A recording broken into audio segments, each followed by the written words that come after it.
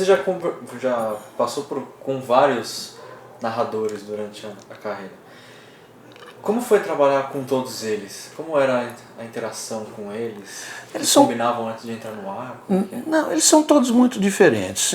Você não precisa combinar nada antes de entrar no ar.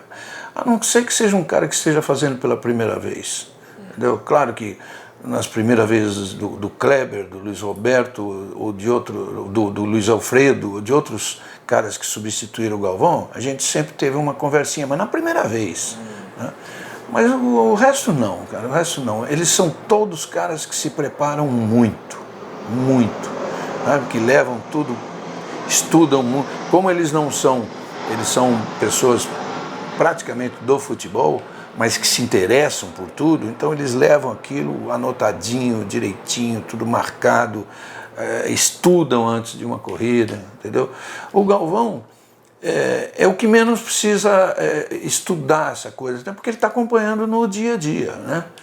E, enfim, é evidente que a coordenação,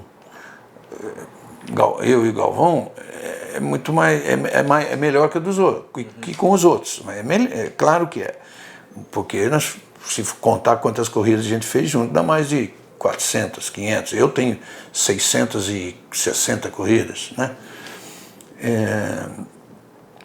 Dá até mais do que isso, porque o Galvão tem 520, 530, qualquer coisa, que um dia desse nós recebemos uma medalha de quem tinha mais de 500. Então todas as dele foram junto comigo. Nunca ele fez uma sozinha. Eu já fiz sozinha, ele não. Né? Mas eu gosto muito de fazer com o Luiz Roberto, com o Kleber. Tem muita gente que diz assim, você tem um pouquinho mais de liberdade de falar com os outros do que com eles. É quase uma verdade. Por quê? Porque todos os outros que chegam lá têm em mim um cara fixo e eles são os variáveis. Ao contrário do Galvão, que são os dois fixos, né? E o próprio estilo do Galvão é de falar um pouquinho mais e tudo mais. Mas sabe o que é muito legal? É que eu cheguei num ponto muito bom, principalmente com o Galvão, é de falar, se aproveitar da respiração dele. Né? Na respiração dele, eu entro e claro que quando um entra, o outro para. Né? Isso é uma escola, falar dois juntos, o cara que está em casa não entende nada. Aí eu entro e ele para. Mas quando eu falo na respiração dele, é para falar uma coisa rápida. Às vezes eu completo uma frase dele mesmo, entendeu? Então isso é a coordenação perfeita entre duas pessoas que trabalham muito tempo juntos. Você provavelmente começou lá com o Luciano, né? Foi com o Luciano. E pelo fato dele... Quer dizer, eu até te contei que a primeira corrida minha foi com o Ciro José, mas que não era narrador.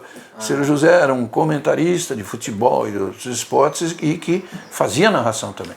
Então eu comecei com ele em off-tube, mas em seguida a maior parte das corridas dessa primeira fase eu fiz com o Luciano. O Galvão só entrou em 82, né? Entendi. Nós vamos fazer uma final de 82. Que é sobre o Luciano pelo fato dele ter falecido. Tá. Como é que foi trabalhar com ele? Era diferente? A narração era diferente, porque, primeiro, o telespectador, o leitor de automobilismo não era o de hoje. Né? O de hoje é um cara com o qual você tem que ter um cuidado tremendo na informação, você tem que estudar muito, porque o cara sabe mesmo, no dia seguinte te arrasa aí num dos sites da vida, e o cara sabe tudo, ele acompanha tudo. É um tipo de telespectador e leitor exigentíssimo, sabe? Bem diferente. Então, na época, o Luciano nunca foi um cara do automobilismo, claro que não.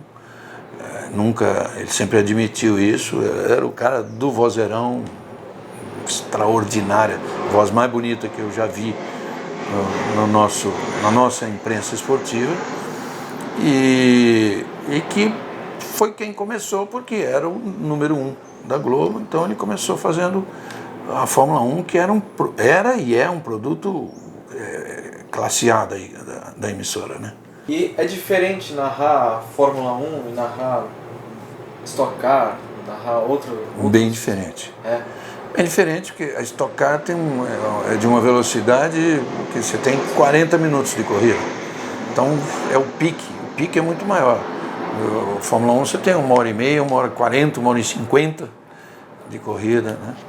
É bem diferente. Você na Stock Car, a minha entrada tem que ser assim, ó, pumba.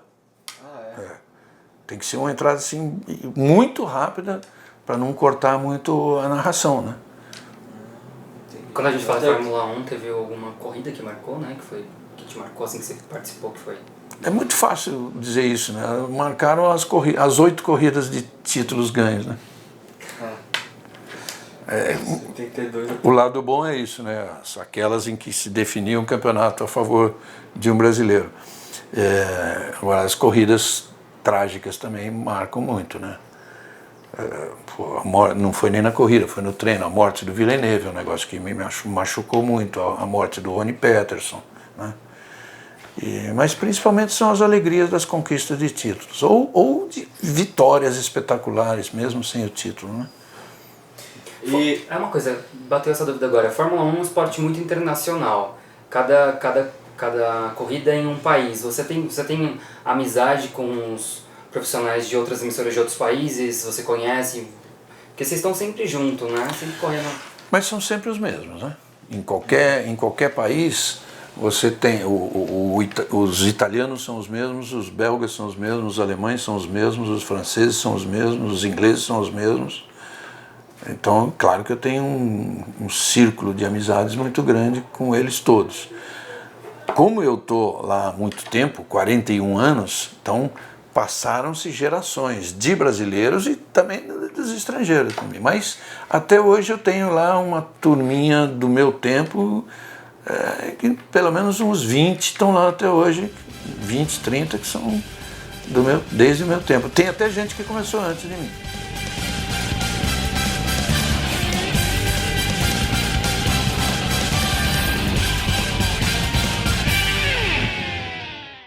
Diferente o estilo de narração, a gente não tentou, mas eu, por exemplo, várias vezes defendi esse tipo de